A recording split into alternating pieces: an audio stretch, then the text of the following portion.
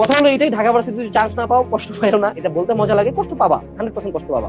আমি বলবো আগামী 48 ঘন্টা কুকুরের মতো কাঁদো, হ্যাঁ সবকিছু কুত্তার মতো দৌড়াও, কুত্তার মতো পড়ো, তো একদম ভয়ানক ভাবে কান্দাকাটি করো, কোনো সমস্যা নাই, খাওয়া অফ করে দাও, কোনো সমস্যা নাই, রুম থেকে বের হয় না, কোনো সমস্যা নাই। বাট একটা যদি মানে নির্লজ্জ, বেহায়া, নিকৃষ্ট, নিমক হারামের মতো সুইসাইডাল ডিসিশন নাও, তাহলে তোমার প্রতি আমার 2 টাকার সিম্প্যাথি নাই।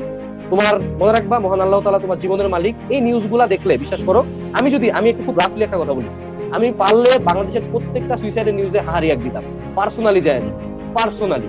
এটা শুনে যতজনের মন খারাপ হবে, মনে রাখতে হবে তুমি সুইসাইড করে শুধুমাত্র ফেসবুকে 2-1 রিয়াক্ট কামাবা, তোমার এহকাল পরকাল 2টা ধ্বংস, তোমার পরিবার পুরাটা ধ্বংস, তুমি পুরাটা ধ্বংস।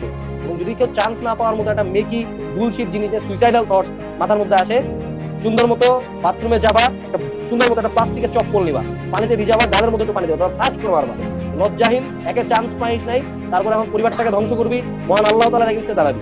এরকম চিন্তাধারা যাতে কারোর মধ্যে না দেখি, এরকম চিন্তাধারা যার মধ্যে থাকবে তার জন্য কোনো সিম্প্যাথি নাই।